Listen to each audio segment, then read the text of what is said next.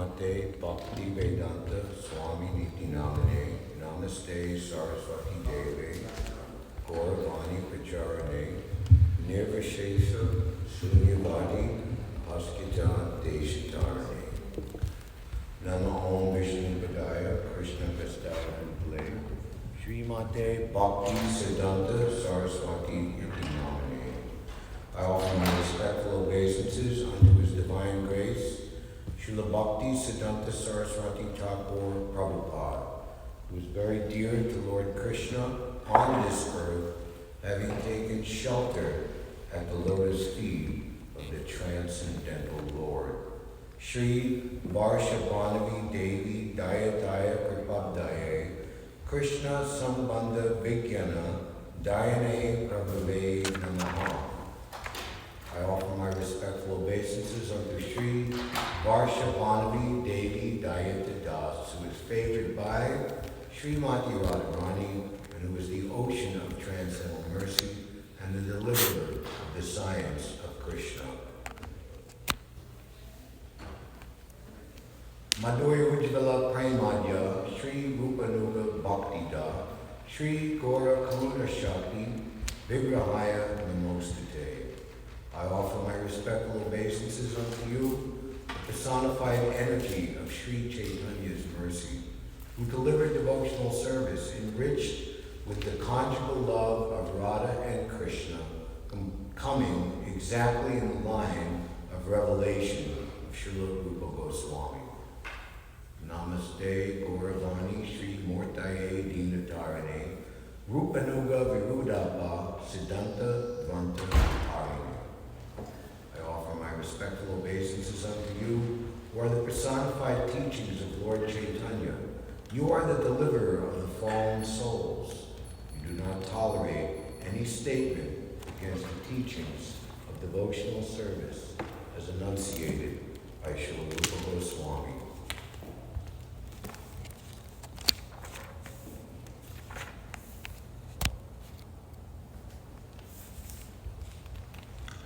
This is an in-depth look at our Srila Prabhupada's 1935 Vyas Puja offering to His Divine Grace, Srila Bhaktisiddhanta Sarasvati Thakur, his beloved spiritual master. Adore ye all the happy day, blessed in heaven, sweeter than May. When He appeared at Puri, the holy place, the Lord, my Lord and Master, His Divine Grace. O my Master, the angelic angel, give us thy light, light up thy candle.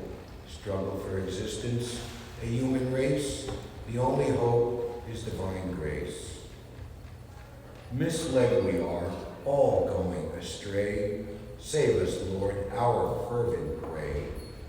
Wander thy ways to turn our face. Adore thy feet, your divine grace. Forgotten Krishna, we fallen souls, paying most heavy the illusion's toll. Darkness around, all untraced, the only hope is divine grace.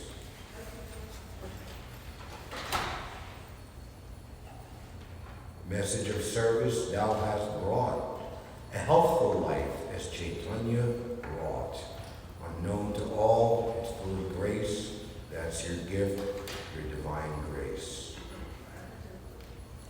Absolute is sentient, thou hast proved, impersonal calamity, thou hast moved. This gives us a life, anew and fresh. Worship thy feet, your divine grace. Had you not come, who had told the message of Krishna, forceful and bold? That's your right, you have the mace, save me a fallen, your divine grace. The line of service is drawn by you, is pleasing and healthy, like morning dew. The oldest of all, but in new dress, miracle done, your divine grace.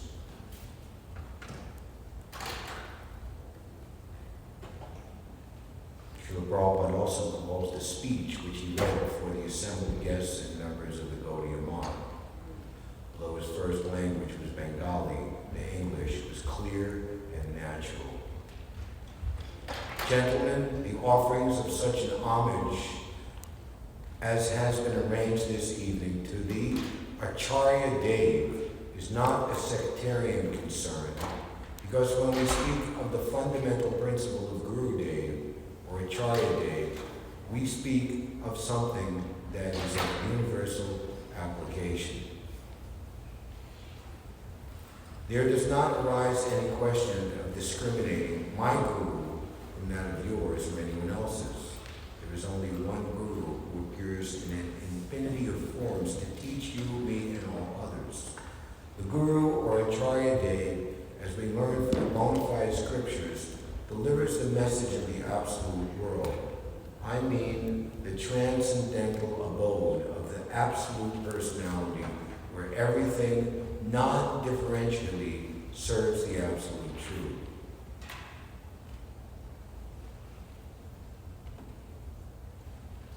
Like the poem, the speech was personal, but even more than the poem, it was authoritative, philosophical preaching. The godbrothers were impressed to hear. Abhay was presenting the Vaishnava philosophy so expertly. How is it possible? Of course.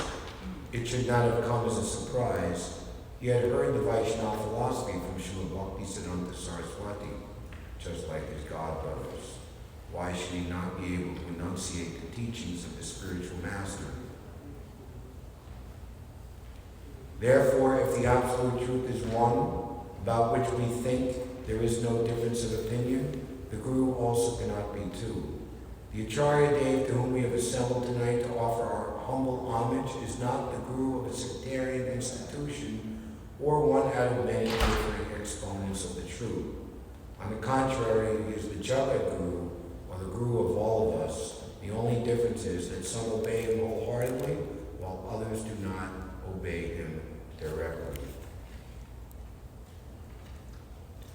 Gentlemen, our knowledge is so poor, our senses are so imperfect, and our sources are so limited that it is not possible for us to have even the slightest knowledge of the absolute region without surrendering ourselves at the lotus feet of Srila Vyasadeva or his bona fide representative.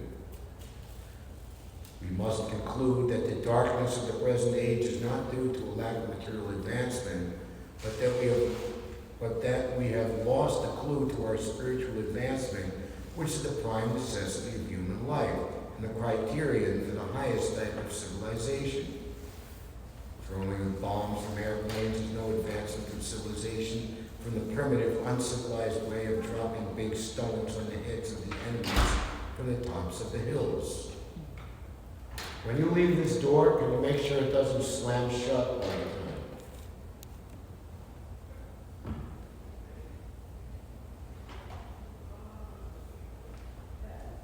And in the hallway, everyone can try to keep the yelling and screaming down to a minimum.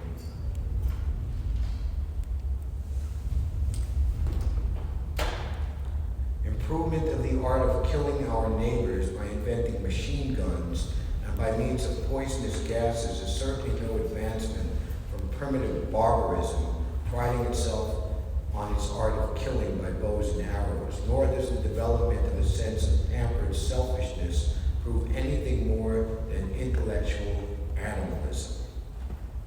Thus, while others were yet in the womb of historical oblivion, the sages of India had developed a different kind of civilization which enables us to know ourselves. They had discovered that we are not at all material entities, but we are all spiritual, permanent, and non-destructible servants of the Absolute. Gentlemen, although we are like ignorant children in the knowledge of the transcendence, still His divine grace, my Gurudev, has kindled a small fire within us to dissipate the invincible darkness of the empirical knowledge. And we are so much on the safe side that no amount of philosophical argument of the empiric schools of thought can deviate us an inch from the position of our eternal dependence on the lotus feet of His divine grace. And we are prepared to challenge the most erudite erudite scholars of the Mayavad school on this vital issue, that the personality of Godhead and his transcendental sports in Goloka alone constitute the sublime information of the Vedas. Personally, I have no hope to have any direct service to the coming course of births of the sojourn of my life, but I am confident that someday or other I shall be delivered from this mire of delusion which I am at present so deeply sunk. Therefore, let me with all my earnestness pray at the lotus feet of my divine Master to let me suffer the lot which I am destined to do for all my past misdoings, but to let me have this power of recollection. I am nothing but a tiny servant of the Almighty Absolute Godhead, realized through the unflinching mercy of my divine Master. Let me therefore bow down at his lotus feet with all the humility at my command.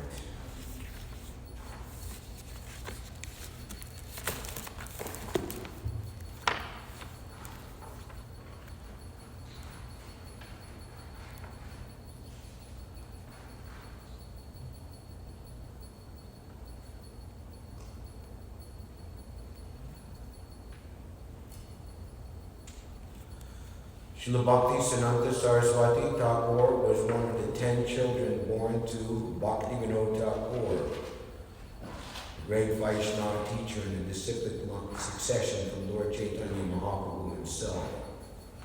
Before the time of Bhaktisiddhanta Thakur, the teachings of Lord Chaitanya have been obscured by teachers and sects falsely claiming to be followers of Lord Chaitanya, but deviating in various drastic ways from his pure teachings. The good reputation of Vaishnavism had been compromised. Bhaktivinoda Thakur, however, through his prolific writings and through his social position as a government magistrate, a high government position, reestablished the respectability of Vaishnavism. He taught that the teachings of Lord Chaitanya were the highest form of theism and were intended not for a particular sect or religion or nation, but for all the people of the world. He prophesied that Lord Chaitanya's teachings would go worldwide, and he yearned for it. Bhaktivinoda Thakur. The religion taught by Lord Chaitanya Mahaprabhu is universal and not exclusive. The principle of kirtan as the future church of the world invites all classes of men, without distinction of caste or clan, to the highest cultivation of the spirit. This church, it appears, will extend all over the world and take the place of all sectarian churches, which exclude outsiders from the precincts of the mosque, church, or temple.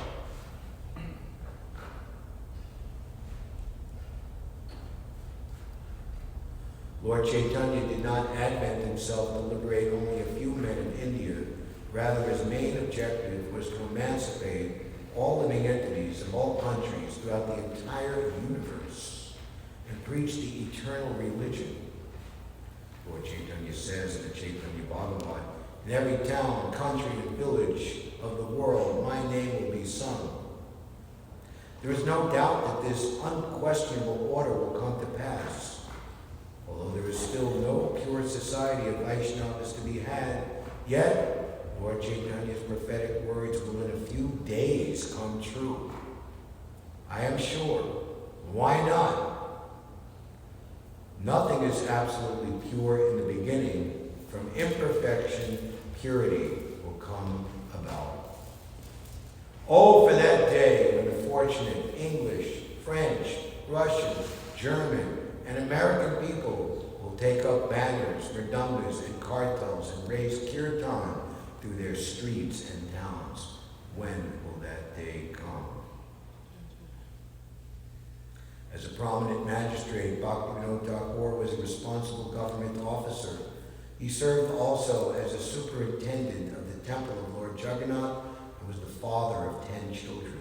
Yet in spite of these responsibilities, he served the cause of Krishna with prodigious energy.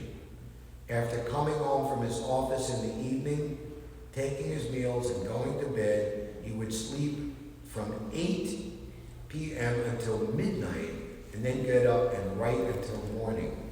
He wrote more than 100 books during his life, many of them in English. One of his important contributions was the cooperation of Jagannath Das Babaji and Gorkishore Das Babaji was to locate the exact birthplace of Lord Chaitanya in Mayapur. While working to reform Gaudiya Vaishnavism in India, he prayed to Lord Chaitanya, quote, "Your teachings have been much depreciated. It is not my power to restore them." And he prayed for his son to help him in his preaching. "You must send me someone from your personal staff." When on February 6, 1874, Srila Bhaktisiddhanta Sarasvati was born to Bhaktivinoda Thakur in Jagannath Puri, the Vaishnavas considered him the answer to his father's prayers. He was born with the umbilical cord wrapped around his neck and draped across his chest like the sacred thread worn by Brahmanas. His parents gave him the name Bimala Prasad. When Bimala Prasad was 5 months old, the carts of the festival stopped at the gate of Bhaktivinoda Thakur's residence and for 3 days could not be moved. Bhaktivinoda Thakur's wife Bhagavati Devi brought the infant onto the cart and approached the deity of Lord Jagannath. Spontaneously, the infant extended his arms and touched the feet of Lord Jagannath and was immediately blessed with a garland that fell from the body of the Lord. When Bhaktivinoda Thakur learned that the Lord's garland had fallen onto his son,